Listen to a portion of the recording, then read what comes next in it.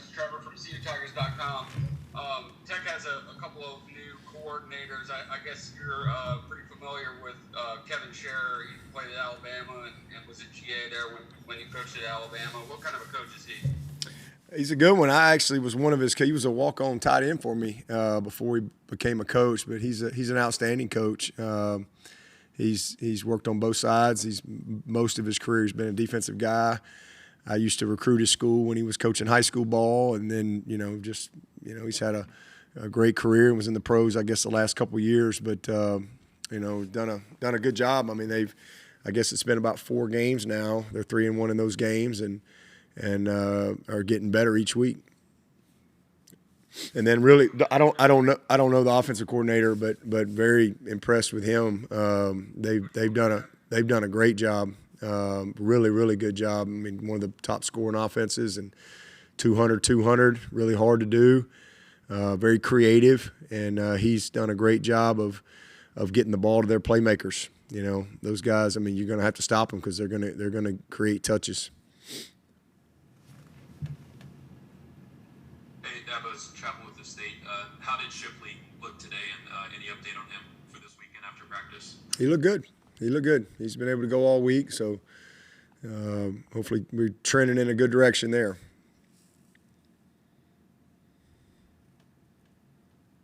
Hey, Dabo, this is Grace, man, from Clemson Rivals. What's been your assessment of DeMonte Capehart as he continued to grow throughout the year? I think he had 1 or 2 big tackle for losses in the first half against Notre Dame.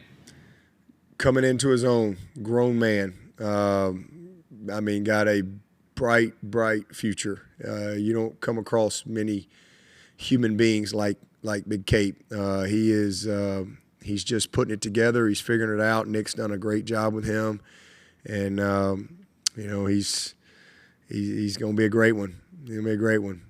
He's explosive. He's learned how to use his body. He's really learned the game, and he's, like I said, he got a lot of great days ahead of him. If good Lord keeps that kid healthy, he got a bright future. Everybody's looking for guys like him. Hey, Coach, it's Trevor again. Sage Ennis, he's always been a good blocker, but the last couple games he's made good plays in the passing game. How nice is it to have him kind of step up to combine with what Jake has been able to do? It's been good. I mean, he's made some timely plays for sure, and just kind of adding to his game. He's always been able to make plays. Just hasn't had quite as much opportunity, but he certainly has made some big ones here down the stretch for us, and huge blocks. I think he had 5 key blocks for us last week. So very physical. Again, a great leader for us. Tough, strong. He's a guy that's really impacted our team in a positive way this year. Hey, Coach, it's David. I hope you can hear me. Just checking on Justin Mascoll. Is he still trending in the right direction? Has he been able to get out and practice? Yeah, he's been able to practice as well, and so same thing. Hopefully no setbacks. We can continue to move forward, but he's doing good.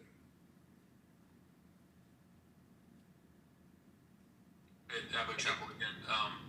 You've talked a lot about the starting 5 against Notre Dame offensive line and how much you like their performance. Do you all feel pretty settled on those 5 going forward, or how will their performance kind of impact rotations going into these last few games? Everybody's on a day-to-day basis around here, play-to-play, day-to-day. We just got to compete our butts off, and if somebody's not getting the job done, we got to put somebody else in there. So everybody's got to show up and fight every single play. So I don't think we're settled. I just think we are coming off a good game, and that's great, but that doesn't have anything to do with this game. We're better this week than we were last week because, we are getting Sadler back in the mix, so that's a positive. So we got obviously we got a couple starters out, but we've got a couple of, a couple guys going to add a little more depth to us this week. So, guys got to go play. And if somebody's not getting it done, we got to put somebody else in there. So it's a week-to-week thing right now. Hey, Dabo, this is Grace. Go ahead, Trevor. Okay. what's been your Dabo? What's been your assessment of Haynes King at Georgia Tech? I know he really made the most of his time since transferring from Texas A&M. He's a baller. He's a baller. Tough, gritty, loves to play. You can tell he's a good leader. I mean, he's a coach's son. He's been around ball his whole life, and he's just got a lot of heart and grit. I mean, he's made a ton. He's second leading rusher on the team, and they got some really good backs. But he can pick them up and put them down. He's a fast kid. He's not afraid. They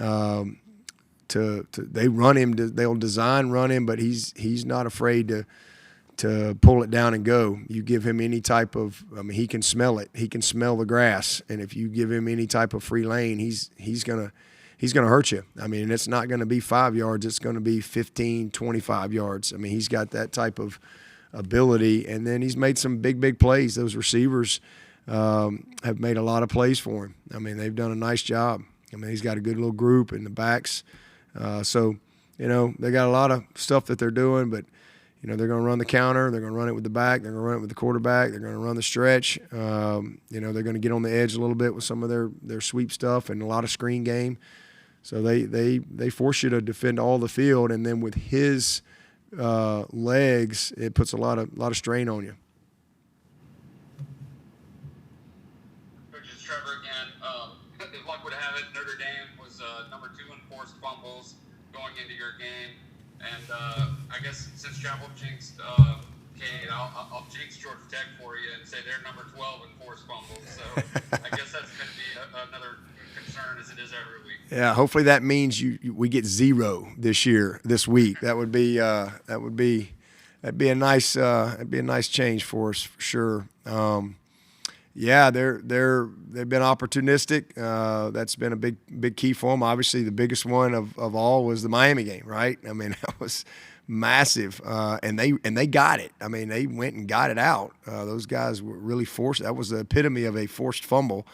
So, they've gotten better and better. And I think that was the first game that Kevin took over for them, and they probably had their best game this past week against Virginia. Really held them down, settled in, and did a nice job. So that's been obviously a deal for us every single week. And the best games we've played, we've won the turnover margin, and unfortunately it's only been 3 times. So hopefully we can start a new streak this week and put back-to-back games together where we win the margin. Going back to what you were saying about the offensive line, it's play to play, game to game, week to week. Is that everybody on the team? Kind of at this point, as we're heading into the final stretch of the season, that everybody's not only fighting for a spot now, but maybe even heading into the off season.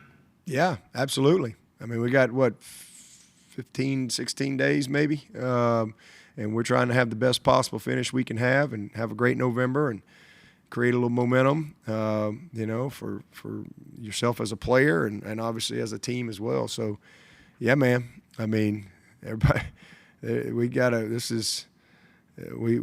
don't have any mulligans. Nobody's got any. We got to fight our tails off to try to find a way to win the play.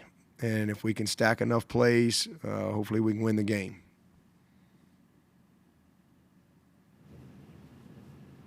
Coach, it's Trevor again.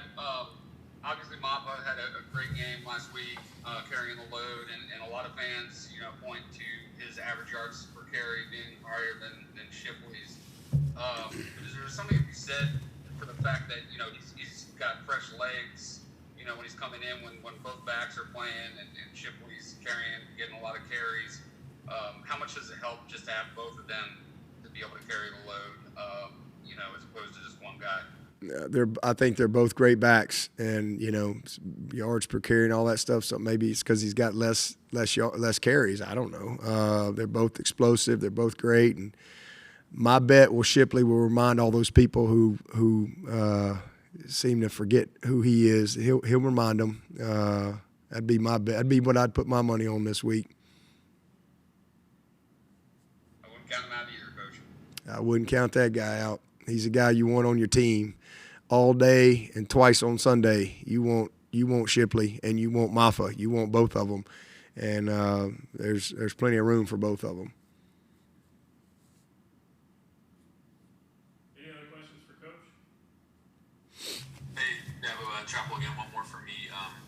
I'm sure you saw this earlier, but DeAndre Hopkins has re-enrolled at Clemson. He's doing online classes. I know you talk a lot about players coming back, finishing the degrees. What's it like to see that for him, especially in the middle of the NFL season? Oh, I'm proud of him. That's something we've talked about a few times, and he's always, he's been busy. He's had a lot going on, but it's also he probably would have already gotten it done if we had this Zoom online world. He's an old man now, right? So he's been around. He's been gone a long time. He could have probably knocked it out, but the online stuff wasn't quite as available and as ready as it is now. So, that's just kind of a positive that I guess came from COVID, is it created some opportunity like that for some guys, and so I'm proud of him, and I know he'll finish. And I think Mackenzie Alexander, he's coming back in January. He'll be back, going to be here this spring and next year finishing up. So I'm really excited about that. And TJ Green's here now, finishing up, and James Davis is here now. And, it's awesome for those guys to be, at this point in their life and really, focused on finishing. So I'm excited about it, all those guys, and I know there'll be opportunity for more somewhere down the road.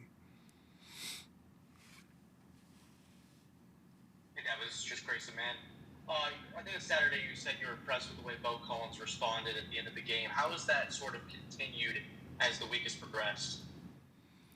Beaux handles himself like a pro. He always has, really, since he got here. He's one of those guys that came in ready to play mentally, physically, maturity-wise. He's a polished kid. He's really always handled himself, but and has always responded as far as, week in, week out. Beaux Collins is the same guy at practice, same guy in meetings. He's got a great spirit to him. He's got a smile. He's a kid I love, but he's human. He's not a robot. And, you obviously have a missed play in front of the world, and it's a really bad one. And, then you got to come right back, and he makes a great play on third down for us, and had made a couple big plays before that too, but a great play on third down on a great release, a great route, and it was big. That was a huge play, the very next drive, and I just think, that's not easy to do. It's really not, to be able to move on. I was really proud of him, and I just think that just shows, what he's made of. That shows his moxie, shows his maturity, and, that was a big play for us, and for the whole offense, everybody, to go on a 12-play drive, after what we've been through this year with some of these weird turnovers. That was good to see.